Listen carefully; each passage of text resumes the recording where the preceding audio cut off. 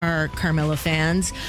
And great news, because there is a new series. You can watch it right now. It is called Clairevoyant. Please welcome to the show Natasha, Negovanlis, and Annie Briggs.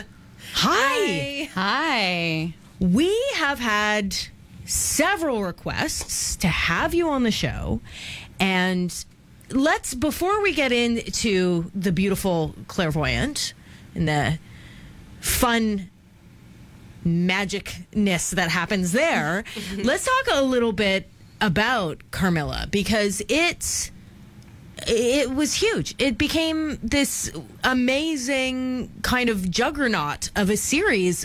I mean, were you surprised? Oh, truly. Yeah. Yeah. I think that Carmilla really surpassed all of our wildest dreams. I mean, season 1 started as a very small, little tiny, low budget web series. And now it's a feature film, and now it's a primetime show in development. So I don't think anyone could have predicted that. However, Elise and I, my co-star Elise and I, generally talk about how we did have this slight inclination that we were onto something special. I think the first time we were on set and we received a piece of fan mail after only 6 episodes had been released, we knew it was bigger than us.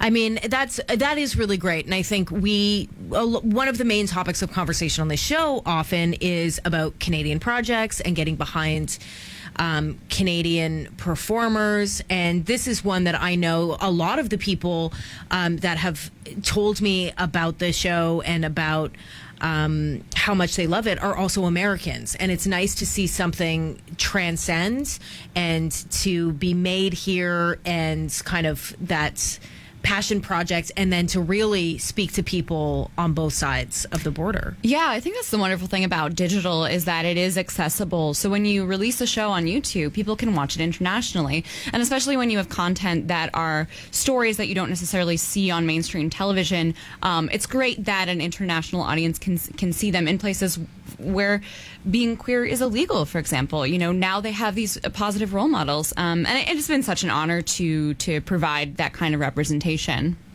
Yeah, absolutely. And what was the difference between starting out with Carmilla and starting out with Clairvoyant? Because now, you know, you're kind of a known entity. And so was it easier to make a new series? Well, I mean, Natasha and I weren't involved in the creation of Carmilla. We came on just as actors, right? But in terms of sort of starting with that built-in fan base to a certain extent for Clairvoyant, I would say it was twofold. It made it very exciting, and the support and positivity surrounding that during development was really bolstering for us both and really helped with momentum and such. But on the other hand, of course, there's this added pressure because there's a lot of people waiting and watching. And off of, I think, the first trailer we released, which was super short, you know, we got so much fan art and so many, you know, questions and comments and, like, you know, posits about what was going to happen in the series. And I mean, we hadn't even finished writing it yet at that point. So, yeah. Yeah, and we're wearing a lot of hats on Clairvoyant as well. And for myself anyway, you know, I'm a first-time writer and creator on this. So there's certainly a pressure. And also because we wanted to continue providing positive representation. And we wanted to make sure that we were portraying the type of show or the type of women that we would be interested in watching as well. Now, you guys went with 5-minute episodes approximately. 14 of them have been released. Mm-hmm. What was behind that decision to keep the episodes short relative in comparison to, like, the traditional 22-minute model for some comedies? Yeah, well, because it's on YouTube, and that is essentially YouTube acts as the the network or the broadcaster. I think that Shaftesbury Digital, our executive producer, has found that there is somewhat of a formula, or there is somewhat of a format that works for digital. So, I mean, it sounds really boring and nerdy, but I work for Kinda TV as well, which is the platform that we're playing it on. And when you get into the analytics of things, people's attention spans tend to drop off after a certain amount of minutes. But for us as writers and creators, it was a really interesting challenge to find a way to create a compelling story and to illustrate these characters in only 6 pages of script per episode. Did you ever find yourself going like, oh, I wish we had more? Oh my god! All the time. All the time. Yeah. Absolutely all the time. We actually did have more. I think my first draft of the script, we had 22 episodes.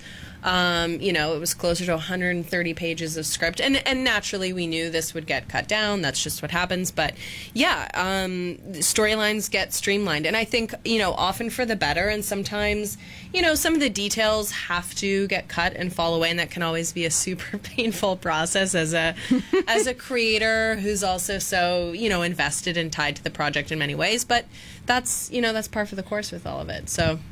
Yeah. Now, for listeners who haven't had a chance to see it yet, tell them a little bit about Clairevoyant and what is happening. Bunch of shenanigans is what it is. I'll tell you that. Well, I've already seen comments online sort of saying that it's like a Canadian Broad City with a supernatural twist, but essentially it's about 2 girls, Claire and Ruby. I play Claire, Annie plays Ruby, who are roommates and best friends who receive an eviction notice on Claire's 25th birthday, and in order to avoid eviction, they pretend to be psychics online, as one does, and then my character finds out she is actually psychic, which dun, dun, dun. Attracts some adventure. A little bit psychic. And yes, I've only seen the first couple of episodes so far, but it's already it's so fun. You've created such a nice world so quickly. And that's what always amazes me with web series is that, to me, 5 minutes, I'm like, how can you tell any story in 5 minutes? But it's amazing. Thank you. I know. How you can. It's true. I mean, I think it is an art form unto itself for sure. And I mean, even you look at like a short film format, and it's the same thing. Like I am always surprised and impressed at the creativity that can go into a short format. It's super exciting. What's especially amazing about Clairevoyant is the world building you guys do in the first 4 minutes, which some feel like it's like shove in your face, right? Like, no, but seriously, you're there. Like I get your characters. I'm there. I'm in the apartment. I understand. It's a great motivations. apartment. It's a great apartment. Is that someone's apartment? Who lives there? Super fancy apartment. Yeah. So that was actually shot on a soundstage. We were really lucky that Chef Story was so generous in giving us the original set from Frankie Drake Mysteries after they wrapped. Oh, wow. So, awesome. Yeah. So it was an empty space, and we did build the set and built their spaces. But we had, we were able to work in a studio, which I think gives it a really nice high production value. But no, thank you. Yeah. I think it was, it was quite a challenge, but I think that because the characters are also so near and dear to our hearts, we knew them so well. Sort of hit it hard off the top. You might as well go big or go home. And voiceover also helped with that, which was not something that was part of our original concept or our original scripts, actually. And that was something, that our editor and producer, Dylan, came up with, and it really helped streamline it. And, at first I was like, oh, I don't know, this is going to be a whole different show, and I was so resistant to it. But when you watch it, you're like, yeah, this actually really works, and it really helps, drive the message that this is Claire's story. And yeah. You guys are friends in real life, right? Ugh, I guess. I mean, sure. I guess you put it that way. Your characters are BFFs. There's a psychic component to the show, though. Do you believe in that stuff? Do you guys believe in the possibility of clairvoyance as a real thing? Oh, a hundo P. Okay. So this is what we like to say. I think Nat and I are actually quite. This is where this bonding experience came from. We're relatively on the same page with this. So I think we both have very sort of logical, rational sides, right? Where I'm not just chomping at the bit to believe anything. However, there's a real interest and a fascination and almost a romanticism with that world for me. And I think Natasha. Oh yeah, absolutely. I mean, that's how we came up with the idea. Yeah. It was our original sort of bonding over our mutual fascination for this world. And of course, there are different levels to this. Yes. I don't think we believe that when you walk into a $10 tarot reading. But I think we're both open to the idea that there are things in the universe we don't understand. Yeah, for sure. What particularly interests you in that realm? You guys seem very passionate about it. What's your go-to on YouTube essentially when you're looking into this stuff? to not go on YouTube. I think to not go on YouTube. I don't know. I mean, so like Natasha said, there's the $10 signs hanging out downtown, and I personally I've never partook in that. I know some people. I'm from the Maritimes, and I know some people who, I remember hearing about this when I was younger, visit this woman who's a psychic, and she just she doesn't market herself. She doesn't publicize her business at all. You just have to know about her. She is booked years in advance. Last time when we started developing this, I wanted to get a session with her, but it was like 18 months or something to get in with her. And she lives in the middle of the woods somewhere. I don't even know her name. I wouldn't say it publicly anyway. But I was like, what? There's got to be something to this, you know? Sure. Wink, wink, I think.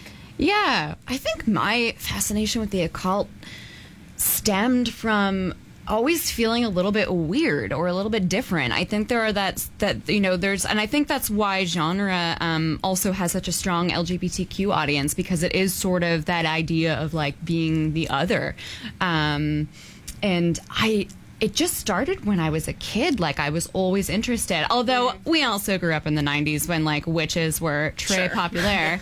Yeah. But what? I haven't seen The Craft 800 times. I don't know what you mean. So, but yeah, I received my first tarot deck from my mom for Christmas when I was 9 years old. And I don't know, I've been reading them for over 20 years. 20 years. Yeah. Well, I think Jay and I have fought over it before, and I tend now as an adult to be much more skeptical, but I also find it's such a fascinating world. And when I was younger, and especially in my early 20s, I went to all the $10 shops. And when I lived in Montreal, I lived next to an occult shop. And I still have my tarot decks. And so even though I'm less inclined to, I'll tell you this. Yeah, you couldn't pay me to go to one of the $10 ladies, but I would definitely be willing to go to the lady that lives in the woods. Yeah. Right? At least to see what is happening here. For sure. And it is, even when you don't believe in it necessarily, it's still such a fascinating world to visit. Totally. I think there's such a misconception about tarot as well. And in some ways, it's kind of true tarot when you're doing it. It's not about real, exact, specific predictions in the future. It's more about internalizing and reflecting on where you're at in life. And it's kind of a tool you use to do that. So everyone has their different methods. It's kind of like, going to a therapy session. It's interpretive. Yeah, if you find comfort in it and you're figuring stuff out, then who am I to judge? Yeah. Yeah, absolutely. Now, we do have listener Susan. Susan and Tammy are two of our listeners that have become friends and come up to Canada and support a lot of Canadian art, actually. That's awesome. Yeah, they're pretty great. And Tammy says that Carmilla was the first web series she had ever seen, and she's really excited to binge. Me too. Me too as well, yeah. Oh, look at that. Sorry. You guys have stuff in common already. Yeah. She's really excited to binge Clairevoyant this weekend, and listener Susan watched it last night and says she laughed really hard with the accidental drug date. Is that a spoiler? Susan, did you spoiler? People, I think one of the things that has also helped is you were talking before too about positive representation, and which is really, really important. And TV, I feel like in Canada we're getting a little bit better, but it is really hard to find a lot of queer representation on television. What do you hope people get from this show in terms of representation? I think we tried to incorporate it in a lot of different ways, and we've spoken about this before, but just historically our entertainment, because it is the people in charge have been such a very limited and select few, that has always been then funneled down to what we see on the screen. So characters have always been pretty limited. There's a lot of the same floating around there, and that comes down to how people identify, their sexuality, racially speaking, body types, just economic backgrounds. Pretty much across the board. So Natasha and I thought a lot about that. I think being creators, it's really exciting, and to be able to sort of start making those decisions and try to put the money where our mouths are and say we want to shake things up. And even behind the camera too, it was really important for us. We met with a lot of different directors and co-writers and such, but ultimately we really wanted to work with a female director, Simone Stock, who was amazing to work with. Yeah, and absolutely. She added so much to it. So yeah, I mean, in front and behind the camera, we tried. Yeah, and when we talk about representation, we're not even just talking about queer representation. I mean, Claire is a queer character, but you know, I think we tried to show women that people could relate to, women who were a little bit messy, women who make mistakes, women who are a little bit crass and gross sometimes. Women trying to pay the rent. Women trying to pay the rent. And you know, and a realistic female friendship as well. We wanted our characters to have conversations with each other that are things that women talk about that we don't often see on screen. But that being said, I'm also really interested in just normalizing these things and normalizing queerness. So I didn't write this show with the idea of like, oh, okay, I'm going to pander to queer fans, and I don't want to fully advertise this as a queer show. I want to advertise it as the supernatural, quirky comedy it is, so that when people watch it, they go, huh, that character's gay. Cool. And they can move on. And I think you nailed that. I think it's, you know, as we were talking about it, I was thinking that, you know, sometimes people objection to diversity is always like, oh, I don't want to feel like it's being shoved down my throat. And really, you guys just have a great story.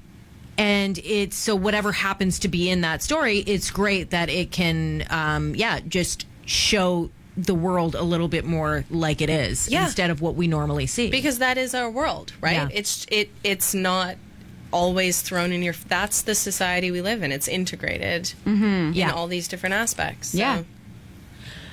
I also feel like by the way, I meant to say this before, I feel like Shaftesbury makes really good stuff.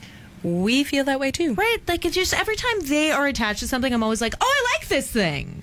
So I just let's shout out to them. Nice, yeah. Hard shout out to Shafts. Yeah. I mean, I don't want to get all heteronormative, but yeah, hard shout out to Shafts. I'm the worst person who ever lived. I'm just gonna say that right now. What happens next for you guys? Well. That is try to pay the rent. Great question. Yeah. Well, I think we're just so interested in seeing what the response is, because we truly didn't know. I mean, we're so lucky that we had so much fan support. You know, part of our budget was funded by fans as well. We did do an Indiegogo campaign to help support this show. So, you know, we knew that there would be somewhat of an audience, but I think we're really curious to see where it lands, to see how the audience expands. And then after that, I'm not sure. I mean, there are so many things we'd love to do. We'd love to, you know, we could take it really anywhere. I mean, I personally would love to see this expanded or see it in a longer form. But we just don't know. We just hope that people watch it, and we'll continue engaging with them online as well and creating conversation. Yeah, and I mean, one of my stakes in this, you know, as a creator and artist is I really just I love character pieces, and I think we created a group of kind of quirky characters that I think could live in you know, a different plot lines and different, whatever medium we sort of choose to, you know, continue these people's lives. So hope so. Now, I don't want to put pressure on you guys, but TS, she was our very first super listener, says, I'm depending on Clairevoyant to change my opinion of psychics, because as a lesbian, I'm not marrying a man as previously foretold, unless he has a vagina, for starters. So, yeah, she did one time go to a psychic who said she was going to marry a dude, and so she has a bit of a low opinion. Do you think this is the show that makes her embrace the clairvoyant culture? Oh, I don't know. Listen, I mean, we're not trying to preach anything with this story. We aren't, but I think we are. Our show does look at the idea of opening yourself up to different ways of thinking, different experiences in your life. That's well said. Well, it's a very nice. You have a very nice crystal ball. Where did you guys get that? We had an incredible production team, and what's really interesting about the crystal ball is that the effects are not in post. We actually had someone controlling the lights on that crystal ball from their iPhone. Isn't that wild? Like technology. Like we were just so blown away when we left it to the experts. When we were like, okay, we need a crystal ball. Yeah. And they came up with this fantastic mechanism. I don't really know how they did it, but we were just I was going to settle on a fishbowl, but then they came in with this like incredible thing, and then I was too scared to touch it. Me too. Because I was like, oh god, this thing's like. You didn't want to break it? Well, it's like half our budget, maybe. I jest, but the magic costs money. Yeah, it does. You gotta magic keep it costs safe. money. You got to shell out. Crystal balls are actually real expensive, surprisingly. No kidding. Yeah. I didn't know. Yeah. Yeah. I don't think it was real crystal, this one, but It was hefty though. it was hefty. Yeah. It looks great. Thank you.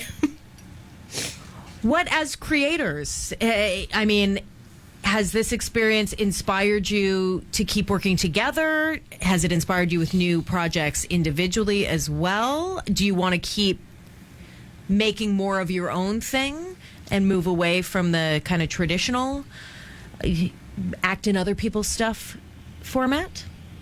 Well, we both work as actors. That is sort of our bread and butter. So, yeah, I hope I still get to work as an actor. Jeez. So, yeah, that's generally what we do. But also, Annie is such a wonderful writer, and she works on a number of projects.